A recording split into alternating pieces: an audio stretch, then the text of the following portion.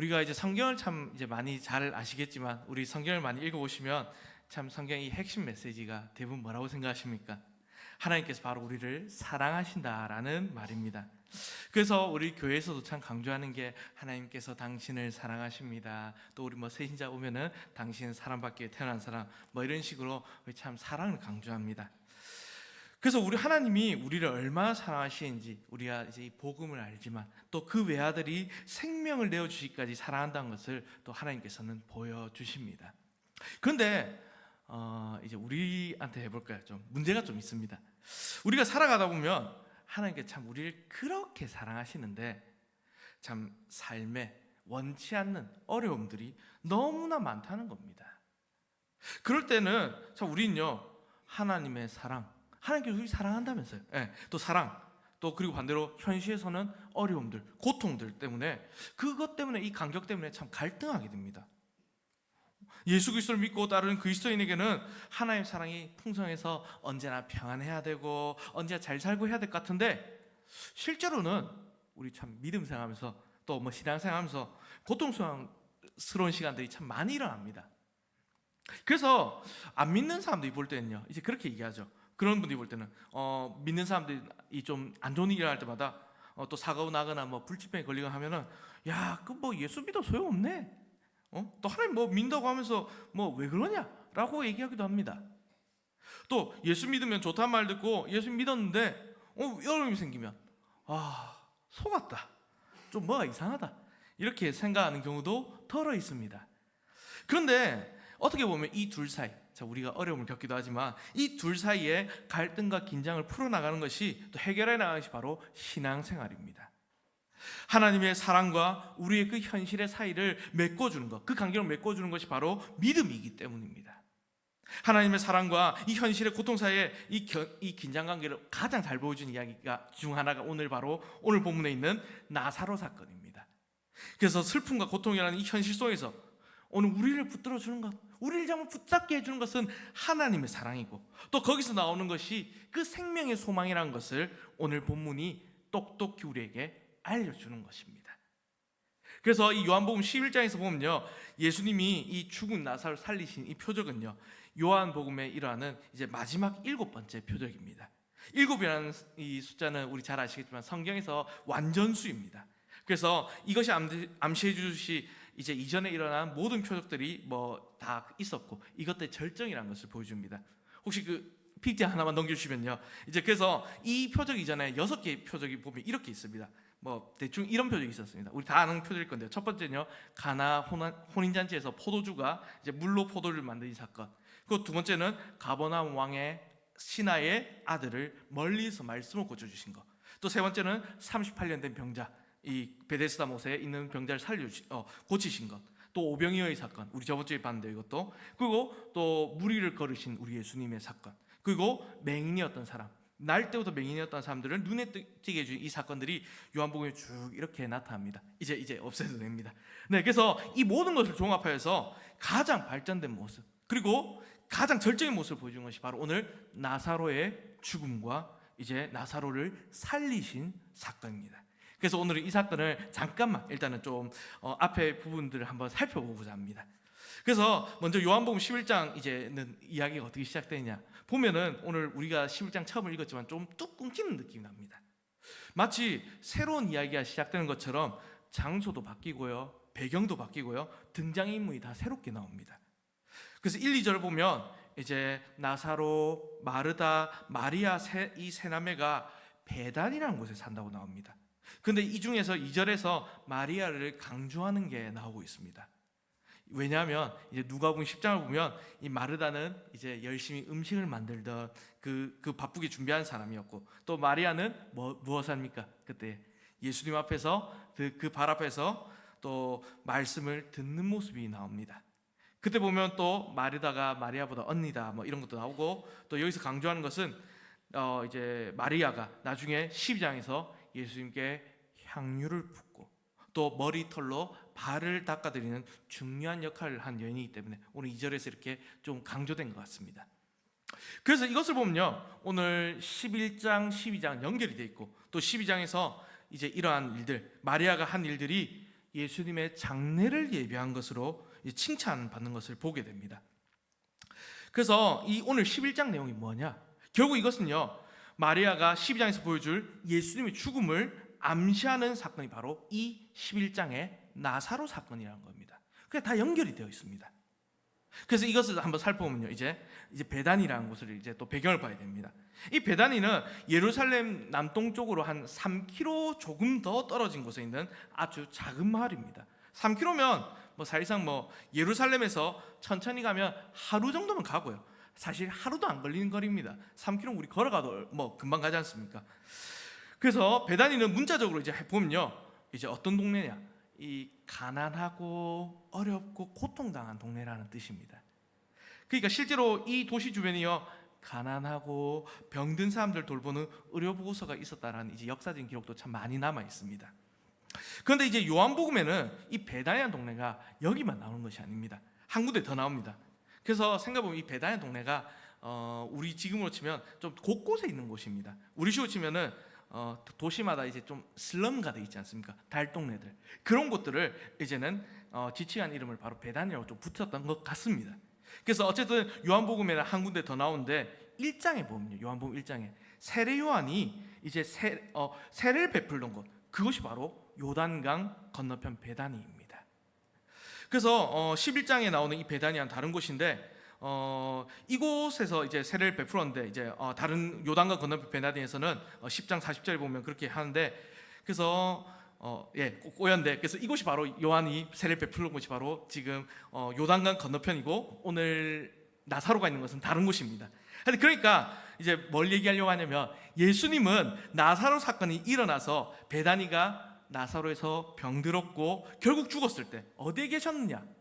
바로 예수님이 계신 곳이 바로 세례 요한이 그 전에 그 세례를 베풀었던 그 다른 베다니였다는 겁니다. 그러니까 멀리 떨어지지 않았습니다. 그렇다면 예수님께서 이제 베다니에 계실 때 또 다른 베다니에서 예수님께 사람을 보내어서 예수님 지금 나사로가 병들었습니다 라고 알려드리는 것입니다. 그리고요, 나사로가 이제 어떤 병이 걸렸는지 여기서 이제 3절을 보면 얼마나 오래 아팠는지 이런 것을 알 수가 없습니다.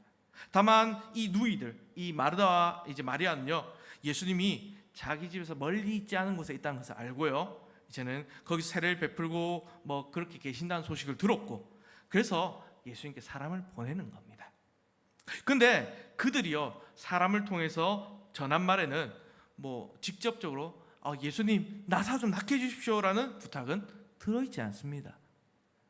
다만 두 가지 말을 전하는데, 첫째로는 나사로가 병들었다는 것, 그리고 둘째로는 그가 예수님께서 사랑하신 자라는 것입니다. 그러면요, 좀 여기서 이제 의문이 좀 들지 않습니까? 좀 예수님이 가까이 계신데 왜 이렇게 하지 않았을까? 왜 사장에 나온 이 가버나움의 왕의 신하의 그 아들처럼 그 자기 집에 와달라고 직접 부탁하지 않았습니까? 신하처럼. 유대 지역에 이 베다니에 살던 마리아와 마르다 자매는 이제 예수님께서 직전에, 이 사건 바로 직전에 유대에서 어떤 일이 있었는지를 알고 있었던 겁니다. 바로 유대인의 위협을 받고 돌에 맞을 뻔했다는 것을 알고 있었습니다. 그래서 어쩌면 이 자매들은요, 그것을 좀 기대했던 것 같습니다. 예수님께서 말씀만 하셔도 멀리 있는 사람이 다 나으니까 좀 왕의 그 신하의 아들을 고쳐주셨던 것처럼 나사로를 위해서 좀 오시지 말고 그냥 말씀 한마디로 고쳐주기를 바랬을 수도 있습니다. 그런데 오늘 이 말을 보십시오. 한 번 더 이제 3절 보면 이렇게 하죠. 보시옵소서, 사랑하시는 자가 병들었나이다. 이 사랑하시는 말, 이 현재 시제입니다. 그러니까 나사로를 지금도 사랑하신다는 것을 이 자매들이 의심하지 않습니다. 아마도 그들은요, 예수님께서 나사로를 너무 사랑하시니까, 정말 예수님께서 사랑하시니까 큰 능력으로 와서 좀 고쳐주시던지, 아니면 좀 말씀으로 고쳐주시던지, 하여간 낫게 해주실 거라고 그렇게 기대를 했을 겁니다. 근데 오늘 우리가 보고자 하는 점은 바로 이 점입니다. 이 점이 중요합니다. 참 이것이 우리 신앙생활에 많은 문제를 해결하는 열쇠입니다. 왜 이것이 열쇠입니까? 우리도 참 비슷하기 때문입니다. 마리아와 이 마르다가 기대한 것처럼 우리도 참 많은 비슷한 기대를 합니다. 우리도 참 주님께서 우리 자신을, 우리 여기 계신 모든 성도님들을 참 사랑하신다는 것을 너무나 잘 압니다. 그렇죠? 그래서 하나님께서 사랑하시는 아들 예수님도 내어주시고, 지금 우리가 예수님께서 우리를 사랑하시고 또 성령님께서 우리에게 오셔서 또 함께 하신다는 것도 우리 잘 알고 있습니다. 우리 뭐 학습 세례교육에서 다 배우죠. 그러니까 문제가 생겼을 때 이제는 뭐 문제를 해결해 주신 것에 있어서 이제 마리아와 이 마르다처럼 우리를 예수님께서 충분히 사랑하시니까 병을 낫게 해주실 거라고 충분히 기대할 수 있습니다. 하나님 우리 그렇게 사랑하시는데 안 해주시겠습니까? 라는 겁니다. 그런데요, 나에게 생긴 문제들 또는 어려움들, 이런 병과 같은 문제를 해서 병을 낫게 해주시는 것, 이것이 과연 주님께서 원하시는 방법이냐는 겁니다. 예수님은 오늘 마리아와 마르다가 기대했던 방식으로 나사로를 사랑하십니까? 또 사랑하시니까 그를 당장에 고치시고 살려내십니까? 아닙니다. 이때 예수님은요 참 애매한 말씀을 하십니다. 오늘 4절 보면 이렇게 얘기하시죠. 예수께서 들으시고 이르시되 이 병은 죽을 병이 아니라 하나님의 영광을 위함이요 하나님의 아들이 이로 말미암아 영광을 받게 하려 함이라 하시더라. 이 말만 보면요, 가겠다고 하시는 건지 안 가겠다고 하시는 건지 이 뭐 말이 애매합니다. 예수님도 참 말을 너무 하게 하신 것 같습니다. 그런데 또 이 병은요 죽을 병이 아니랍니다. 그러니까 그렇게 하셨을 때 사람들은요 뭐 좀 속으로 이런 기대 안 했겠습니까? 아, 이 병 큰 병 아니구나, 예수님께서 나사로 곧 살리시겠구나라고 생각했을 겁니다. 9장에서도요. 이제 이 앞에 9장 그 맹인이었던 사람에게도 이와 같은 비슷한 말씀을 하셨습니다. 이 사람이 날 때부터 맹인으로 태어난 것 누구의 죄입니까? 라고 이 제자들이 물었을 때에 예수님은요 누구의 죄 때문도 아니다, 이것은 하나님의 영광을 드러내기 위해서 이 사람이 눈이 멀게 했다라고 말씀하십니다. 그리고 실제로 이 맹인을 치유하시는 사건을 통해서 하나님의 영광이 드러납니다. 그렇다면 이번에도 나사로를 늦지 않게 살리셔서 하나님의 영광이 드러나시게 되는 겁니까? 근데 9장의 맹인 치유 사건을 잘 보면요 우리가 좀 분명히 한번 봐야 될 것이 있습니다. 거기서 하나님의 영광, 주님의 영광은 단지 뭐 실력 있는 안과 의사가 이 눈을 고쳐주는 능력이 아니라 영적인 어둠, 정말 눈이 가려져 있는 그 영적인 어둠 가운데 있던 사람에게 참 빛이신 예수님을 알아보고 만날 수 있게 했다는 것에 있는 것입니다. 그 예수님과의 관계가 세워지도록 그 영적인 눈을 열어주시고, 육의 눈뿐만 아니라 영적인 눈을 열어주시고 믿음의 자리로 초대해 주셔서 그 능력을 통해서 영광이 드러났다는 사실입니다. 단순히 눈 고침 받은 것으로 하나님의 영광이 드러난 것이 아닙니다. 그렇다면 이번에도 단순히 그냥 병을 고치는 정도로 하나님의 아들로서의 영광을 드러내겠다는 것이 아니라는 것은 분명합니다. 그래서 오늘 예수님은요 이 나사로를 살린 사건을 통해서요 아주 중요한 메시지를 주려고 하시는 것입니다. 왜냐하면 이 사건 때문에 실제적으로 이제 예수님은요 이 다음 이야기를 보면요 십자가가 기다리고 있는 유대 땅으로 요단강을 건너가시고 결국 십자가의 그 죽음의 길, 곧 영광의 길에 이르시게 되기 때문입니다. 그래서 계속해서 이 말씀을 살펴보면요 이 공간복음, 이제 마태와 마가, 누가복음 보면 이 다른 사역들을 많이 이야기합니다. 이제 뭐 요한복음 말고도 이제 다른 사역들이 참 여러 개 다 있습니다. 근데 오늘 요한복음 보면 요한복음에서는 딱 이 예수님 사역이 10장을 끝으로 거의 끝이 나버립니다. 더 이상의 뭐 사역이 나오지 않습니다. 나사로를 살리시면서 바로 십자가의 길로 가시는 겁니다. 그렇듯 참 사람들의 기대, 또 예수님께서 하시는 일은 참 다를 때가 많습니다. 여기도 그렇습니다. 사람들은요 자기 필요 때문에 예수님께 도움을 요청합니다. 하지만 예수님은 사람들이 원하는 대로 움직이신 분이 아닙니다. 예수님은 때와 시간을 결정하시는 이 동기가 나오는데요 오늘 크게는 두 가지로 볼 수 있습니다. 그래서 5절을 보면요, 여기 예수께서 본래 마르다와 그 동생과 나사로를 사랑하시더니라고 얘기합니다. 그러니까 예수님이 이들을 사랑하셨다고 나오는데, 그러니까 예수님 움직이신 첫 번째 동기는 무엇이냐? 그것은 바로 사랑이었다는 겁니다. 예수님께서 능력을 행하실 때 보면은 다 사랑으로 행하십니다. 우리 저번 주에도 오병이어의 사건을 봤는데, 그때 기적도요, 사람들이 불쌍해서, 정말 그들이 굶어 죽을까 봐 그들을 사랑해서 행하신 것입니다. 또 예수님께서 폼을 잡으면서 정말 이 사람을 내가 좀 한번 보여줘야겠다, 내가 이 정도다 보여주시기 위해서 무언가 기적을 일으키고 표적을 보여주신 적은 없습니다. 마리아와 마르다가 이 사랑에 대한 신뢰 때문에 예수님께 도움을 요청한 것처럼 예수님도요, 사랑 위에서 이 모든 일들을, 이제 하나님의 일들을 진행한다는 것입니다. 하지만 주님께서 오늘 우리를 사랑하신다는 것, 이것은요, 곧 우리가 원하는 것을 우리가 원하는 방식대로 우리가 원할 때 늘 해주겠다는 것은 아닙니다. 이걸 우린 기억해야 됩니다. 예수님은요, 하나님께서 우리를 얼마나 사랑하시는지 잘 알고 계십니다.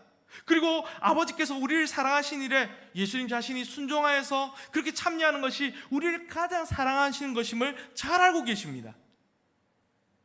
그래서 우리가 예수님께 참 기도합니다.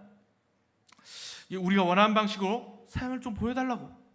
또 그렇게 요구할 때도 예수님 변함없이 우리의 방법이 아니라, 우리의 뜻이 아니라 하나님의 방법대로, 하나님의 뜻대로 우리를 사랑하신다는 겁니다. 우리가 참 원하는 방식 보면 대부분 하나님께서 원하신 방식이 있을 때도 있지만 대부분은 아니라는 겁니다. 그럴 때 우리의 방식을 따라 사랑하신 것이 아니고 하나님의 아버지의 방식을 따라 오늘 우리를 사랑해 주신다는 것입니다. 이제 우리 교회도 보면 참 이제 기도 제목이 참 많습니다. 각 구역마다 기도 제목도 있고, 또 우리 중보기도팀이나 이런 데도 기도 제목도 있고, 또 우리 매일 이제 365 이제 하고 릴레이 기도도 하고 있고, 하여튼 거기 기도 제목이 참 많습니다. 근데 여기서 또 우리 특별히 참 마음 아픈 것은, 참 우리가 참 많은 기도 제목 중에 참 우리가 특별히 가족들이 병들었을 때 참 고쳐달라고 많이 기도합니다. 참 마음이 아파서 저희도 참 많이 기도합니다. 또 예를 들어 또 가정을 위해서 기도 많이 합니다. 또 직장을 구하면서 좋은 직장을 잘 구해달라고 기도하기도 하고요, 사업이 잘 되게 해달라고 기도하기도 하고요, 또 자녀들을 위해서도 기도합니다. 또 내일 이제 우리 수능이 있으니까 우리 수험생들을 위해서 기도합니다. 그런 것들은 우리가 당연히 기도할 수 있는 것이고요, 또 기도해야 되는 것입니다. 당연히 기도해야 됩니다. 또 나와 내 자녀만 위해서 기도한 것이 아니라 우리 주변에 있는 우리 성도들 위해서도, 또 그렇게 서로를 위해서도 기도해 줘야 합니다. 당연한 겁니다. 근데 주님은 우리를 사랑하시기 때문에 우리가 참 그렇게 기도하지만 우리가 원하는 대로 즉시 들어주시지는 않으시고 참 하나의 뜻대로 해주신다는 겁니다. 예를 들어 우리 병에 낫게 해달라고 기도할 때 참 우리는요, 당장 이 병이 나았으면 좋겠습니다. 그렇지 않습니까? 당연히 바로 나았으면 좋겠습니다. 좀 힘든 병이 있으면 좀 빨리 나았으면 좋겠습니다. 그런데 주님의 뜻은 참 그와 다를 때가 너무 많다는 겁니다. 우리가 원하신 대로 즉시 낫게 해주신 것이 아니라 하나님의 그 시간에 따라 그렇게 해주신다는 겁니다. 참 이것을 우리가 기억할 때 참 신앙과 어려움 사이에 그 갈등이 해결된다는 겁니다. 그래서 6절 계속해서 보면요, 나사로가 병들었다 함을 들으시고 그 계시는 곳에 이틀을 더 유하시고. 여기 원어에서 보면 그러므로라는 이제 단어가 있는데 개역개정 성경, 우리 성경에는 나오지 않습니다. 그래서 그러므로 나사로가 병들었다 함을 들으시고 이틀을 더 유하시다라는 말이 되는데, 이것도 좀 이상하지 않습니까? 사랑한 자가 병들었으니까 우리 기도한 것처럼 즉시 가서 고쳐주시던지, 아니면 말로 나사로야 병 고침을 받아라, 사랑해, 그렇게 되라, 이렇게 해야 자연스러울 것 같습니다. 또 그 당시에 예수님이 보였으니까 더 그러길 원하지 않았겠습니까? 하지만 예수님은 사랑하셨음에도 불구하고 가지 않으신 게 아닙니다. 우리 상식으로는요, 이 구절을 생각해보면 그를 사랑하셨지만 그래도 이틀을 더 유하셨다라고 해석할 수 있습니다. 근데 이것은 그렇게 보는 게 맞지 않겠습니까? 그렇습니다. 그래서 하여튼 사랑하시기 때문에 가지 않으셨다라고 보입니다. 얼마나 좀 이상합니까? 우리의 상식과는 조금 좀 이상한 것 같습니다.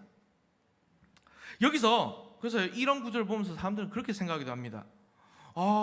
사랑하는 자가 지금 고통받고 있는데 하나님은 그냥 좀 내버려 두시는구나, 무관심하신 거 아닌가라고 생각하게 됩니다. 또 우리가 부르짖으며 기도할 때 하나님께서 그 기도를 듣지 않으시고 귀를 막으시고 우리 고통의 눈을 막으시는 분이 그 고통의 눈을 감으시는 게 그런 하나님이 아닌가라고 생각하기도 합니다. 그래서 잘 모르는 사람들은요, 이런 것들만 좀 찾으면서요, 야 봐라, 이 하나님 참 무정한 신이다, 이 사람에 대해 관심 없다, 너 왜 이런 신 믿냐라고 하는데 완전히 오해라는 겁니다. 오늘 이 부분을 잘 봐야 됩니다. 성경은요, 하나님께서 우리를 너무나 사랑하신다고 여러 군데에서 말씀하시며 그렇게 말씀하신 것이 성경의 또 핵심이지만 현실을 보면요, 정말 하나님께서 나를 사랑하시면 맞나? 참 의심할 만한 상황, 정말 나한테 왜 이런 일을 주십니까? 왜 이런 고통을 주십니까? 하는 상황이 많이 일어납니다. 그런데 그것이 현실 전부가 아니라는 것을 우리는 깨달을 필요가 있습니다. 지금 벌어지고 있는 우리 앞에 있는 어려운 일들, 또 그런 일들은 내 눈에 보이는 것뿐입니다. 내가 모든 것을 다 아는 것은 아닙니다. 어떻게 보면 나라는 존재는, 우리는요 극히 일부라서 우리에게 일어나고 있는 현실의 아주 지극히 일부만 보는 것입니다. 사실 내 앞에 있는 이 정도만 볼 수 있지 우리 옆에 있는 사람, 앞에 있는 사람의 마음도 사실 잘 모릅니다. 볼 수 없습니다. 그러니까 우리가 참 이것이 우리 인생의 이 현실의 전부가 아니라는 것을 먼저는 우리는 인정해야 된다는 것입니다. 내가 하나님인 것처럼, 내가 다 아는 것처럼 생각하니까, 내가 이 세상 다 아는 것처럼 생각하니까 왜 이렇게 안 돼? 왜 하나님께서 안 해주셔? 이렇게 하면서 하나님 이상하시냐고 나오는 겁니다. 그건 다 오해가 아닙니까? 거기에는 하나님의 그 비밀이 숨겨져 있다는 것입니다. 내가 아는 것들, 그것은 극히 아주 일부입니다. 사실 우리가 세상 살아가면서 우리에게 일어나는 일들, 그 100 중에 10이나 다 알겠습니까? 아니, 사실 하나라도 알까 말까 하는 정도인데 내가 다 아는 것처럼 하나님이 이렇게 안 해주시니까 하나님 틀렸다, 하나님 나는 이제 감정이 상해서 교회 못 나오겠습니다, 나 하나님 안 믿으랍니다 라고 하는데, 이게 얼마나 어리석은 태도입니까? 나머지 99가 있는데 그걸 못 보면서 마치 다 아는 것처럼 내가 내 의로 살아가는 것처럼 생각합니다. 그러나 우리가 모르는 그 엄청난 하나의 비밀이 숨겨져 있다는 것입니다. 요한복음은 오늘 배단이라는 이 지명을 통해서요 1차적으로 이 비밀을 설명해 줍니다. 앞에서 말한 것처럼 이때에 예수님은요 요단강 동편에 있는 그 베다니에 계셨습니다. 그래서 세례 요한이 그 세례를 베풀었던 곳입니다. 그런데 예루살렘 근처의 이 베다니에서 나사로를 살려달라고 동쪽에 있는 이 베다니로 사람을 보냈습니다. 예수님 그때 동쪽 베다니에서 예루살렘 근처, 그러니까 나사로에 있는 베다니로 가지 않으시고 오히려 요단강 동편 베다니로 가셨다는 겁니다. 요한복음에서 이것을 보여주면서 무엇을 말씀하시는 겁니까? 우리가 하나님께서 부재라고 생각할 때, 하나님이 안 계신다라고 생각할 때 하나님이 임재하고 계신다, 그리고 하나님께서 무관심하다라고 생각할 때 하나님은 관심을 갖고 계시고 우리에게 큰 관심을 갖고 계시다는 것을 말씀하는 겁니다. 무슨 말입니까? 하나님은요 오늘 우리의 생각과 우리의 그 상식과 지식과 경험과 그 계획에서 가둘 수 있는 분이 아니라는 겁니다.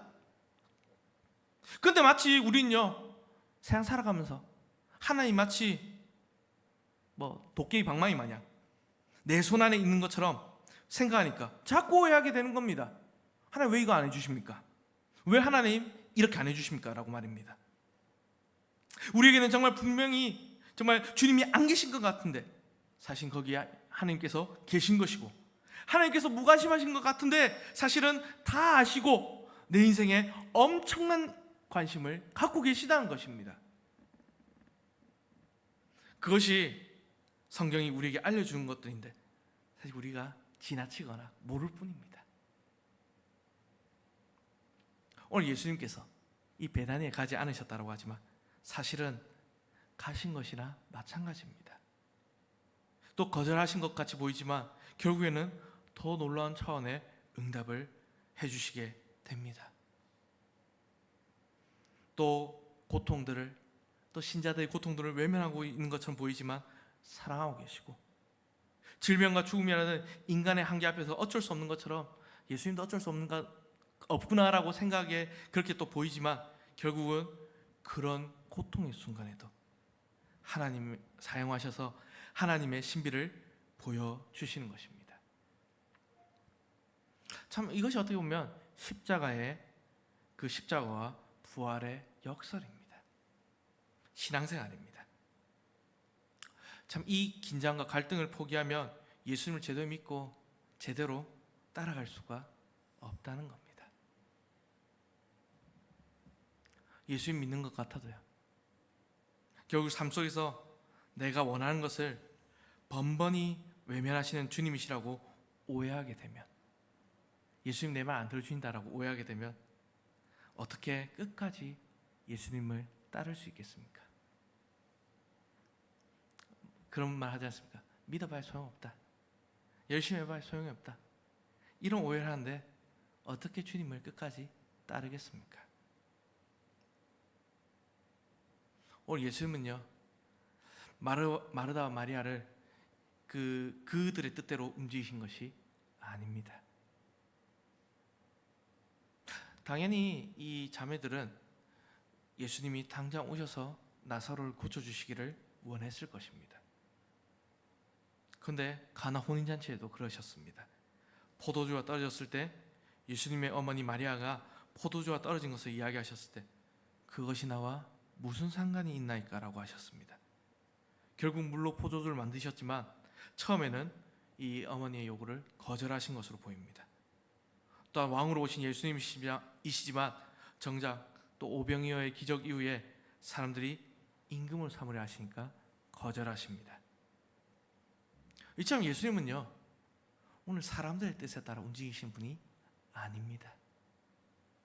하나님은, 우리 예수님은 우리의 뜻대로, 우리가 원하는 때, 우리가 원하는 방식으로 움직이신 분이 아니라는 겁니다. 사실 우리가 이것을 알 때 우리에게 참 자유가 생깁니다. 또 이것을 확실히 깨달을 때 우리는 신앙생활을 제대로 할 수 있습니다. 그리고 이러한 하나님 아버지에 대한 뜻에 대한 순종이 오늘 예수님의 결정의 둘째 동기라는 것입니다. 첫 번째 동기는 정말 이들을 위한 사랑이었고, 두 번째 동기는 하나님 아버지에 대한 순종입니다. 우리도 그렇듯 이렇게 사랑과 순종을 나아가면 하나님의 그 신비한 비밀을 알게 되고, 그럴 때 내가 보는 것보다 훨씬 더 엄청난 세계가 있다는 것을 알고 또 알게 되고 보게 되는 것입니다. 아무리 기도해도 응답되지 않을 때 참 하나님에 대한 사랑을 우리 의심하기가 쉽습니다.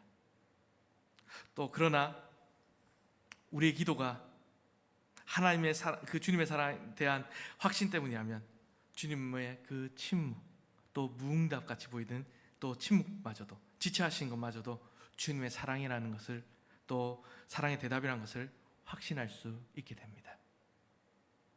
또 그럴 때 순종할 수 있게 됩니다. 그리고 나의 뜻이 아니라 하나님의 뜻을 찾게 됩니다. 그럴 때 오늘 우리는 예수님을 닮은 사람으로 자라가며 신앙생활을 제대로 하게 되는 것입니다. 오늘 우리는 이런 신앙생활을 해야 된다는 것입니다. 그리고 뒤에 부분은 지금 간략하게 좀 지나가 있습니다. 그래서 계속해서 이제 7절부터 보면요, 예수님께서는 조금 이상하게 얘기하십니다. 예수님께서는 이제 어디로 가자 하십니까? 이제 베다니로 가자 이렇게 말씀하지 않으십니다. 유대로 가자라고 말씀하십니다.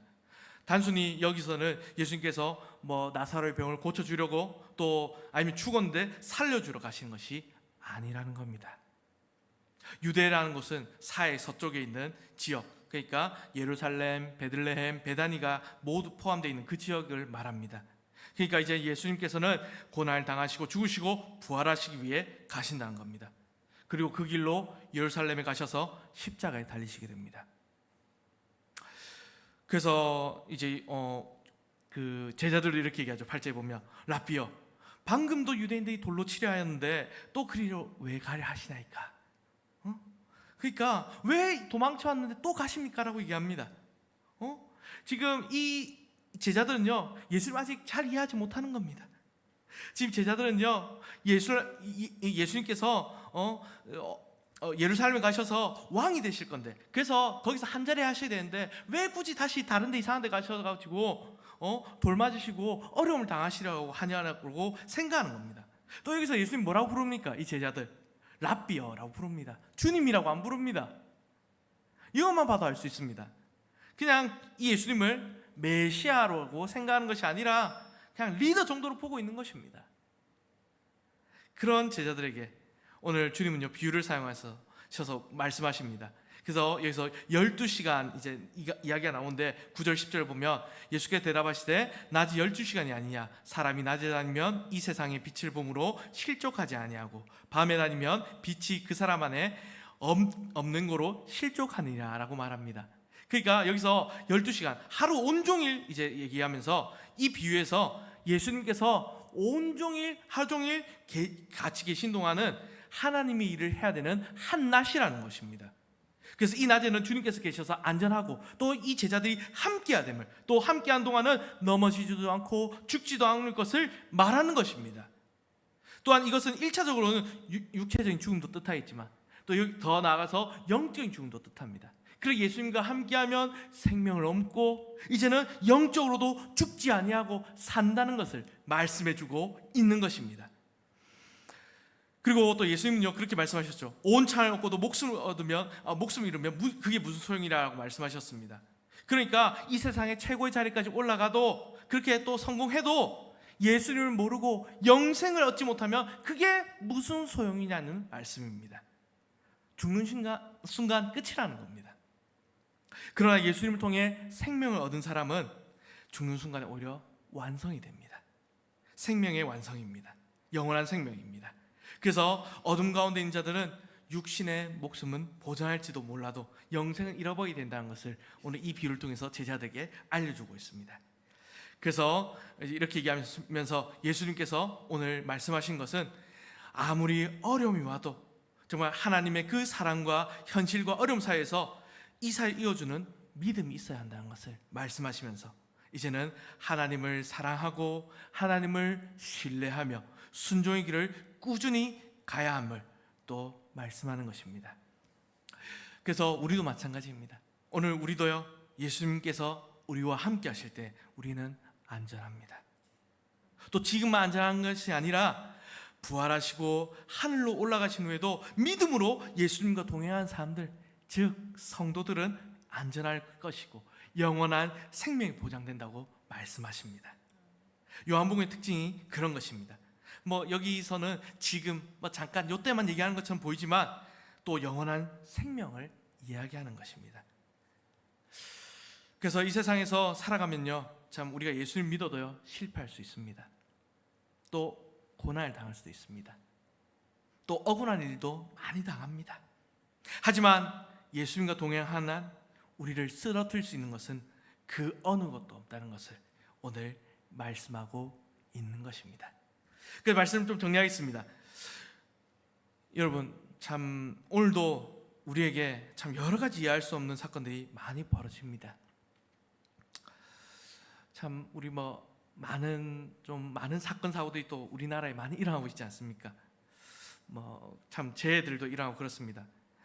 이렇게 많은 사람들이 고통당하고 죽는 것이 정말 하나님 뜻일까요? 또 우리 삶으로 돌아와서 그냥 그런 큰 재해들을 떠나서요, 남의 이야기가 아니라 내 삶 속에서요, 나는 정말 하나님 좀 이렇게 되었으면 좋겠는데 왜 이렇게 정말 길이 안 풀리는지, 참 또 여기 부모님 많이 계실 건데 왜 내 자녀 참 이렇게 안 되는지, 또 하나님 정말 나 사랑하신다면서 왜 이런 고통과 시련을 주시는지 의심될 때가 얼마나 많이 있습니까? 그런데 하나님께서 침묵하시는 것, 그것이 결코 하나님의 무관심이 아니고 또 지체되는 것이 결코 끝이 아니라는 것, 그리고 믿음을 가지고 끝까지 주님을 사랑하고 신뢰하며 따라가는 것을, 또 따라야 할 것을 오늘 예수님께서는 우리에게 가르쳐주고 계십니다. 그리고 오늘 말씀 마지막에 보면 나와 함께 가자라고 얘기하십니다. 그것이 주님께서 하시는 이야기입니다. 그래서 바로 이 믿음을 깨닫고 우리가 깨닫고 나갈 때 놀랍게 쓰임받는 존귀한 인생이 되는 것입니다.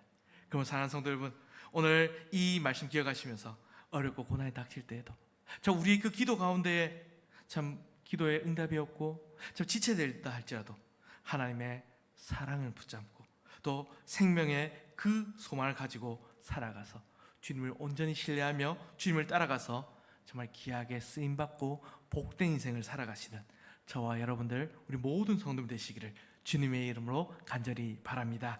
아멘.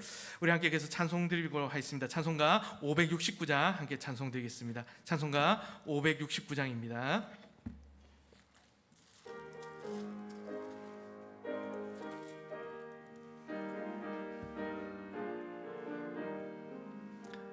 선한 목자 되신 우리 주 항상 인도하시고 푸른 풀밭 좋은 곳에서 우리 먹여주소서. 선한 목자 구세주여 항상 인도하소서. 선한 목자 구세주여 항상 인도하소서. 양의 문이 되신 예수여 우리 영접하시고 길을 잃은 양의 무리를 항상 인도하소서. 선한 목자 구세주여 기도 들어주소서. 선한 목자 구세주여 기도 들어주소서. 흠이 많고 약한 우리를 용납하여 주시고 주의 넓고 크신 은혜로 자유 얻게 하셨네. 선한 목자 구세주여 지금 나아갑니다. 선한 목자 구세주여 지금 나아갑니다. 일찍 주의 뜻을 따라서 살아가게 하시고 주의 크신 사랑 베푸사 따라가게 하소서. 선한 목자 구세주여 항상 인도하소서. 선한 목자 구세주여